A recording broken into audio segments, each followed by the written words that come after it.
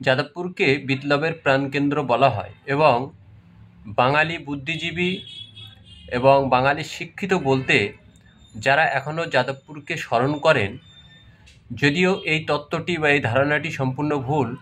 সেই যাদবপুরের চুম্বন বিপ্লব ঘটেছিল, সেই যাদবপুরেই র্যাগিং বিপ্লবও ঘটেছিল। এখন যাদবপুরে একটি ডিপার্টমেন্ট আছে, যে ডিপার্টমেন্টটির নাম হলো Indian institute of chemical biology.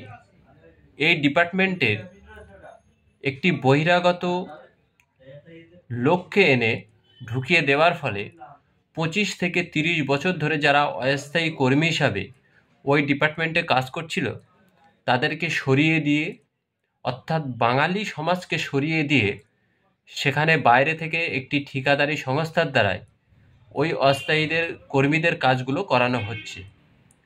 এখন আমাদের প্রশ্ন, বাংলা এবং বাঙালি হিসাবে আমাদের প্রশ্ন, যে সমস্ত যাদবপুরের মেধাবীরা, তথাকথিত যাদবপুরের মেধাবীরা কথায় কথায় কলকাতার রাজপথে বিপ্লবের নামে স্লোগান তোলে, সেই সমস্ত বিপ্লবীরা আজকে কি আরজিকর আচ্ছন্ন হয়ে আছে?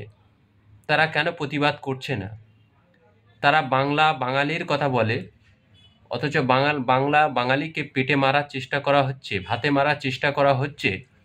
এই সমস্ত তথাকথিত বিপ্লবীরা যারা চুম্বন বিপ্লব ঘটিয়েছিল, র্যাগিং বিপ্লব ঘটিয়েছিল, নানা রকম অপকর্মের বিপ্লব ঘটিয়েছিল, মদ থেকে মেয়ে যাদের ক্যাম্পাস হোস্টেলে অহরহ সরবরাহ করা হতো, সেই সমস্ত বিপ্লবীরা আজকে কোথায়? কচি লাল কমরেডরা কোথায়? যারা কথায় কথায় যাদবপুরের উদাহরণ দেয়, সেই কচি কমরেডসরা কোথায় আজকে?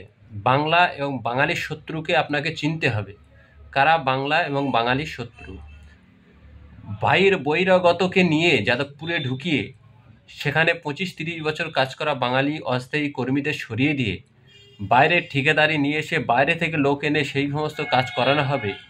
বাংলা বাঙালি হিসাবে যাদবপুরের মেধাবী সেজে যারা প্রতিবাদ করে, তারা আজকে রেড কম রেডস, এই সমস্ত বিপ্লবীরা আজকে চুপচাপ হয়ে গেছে কেন? তারা কি কম রেডস বা লাল কম রেড খেয়ে শুয়ে পড়ে আছে?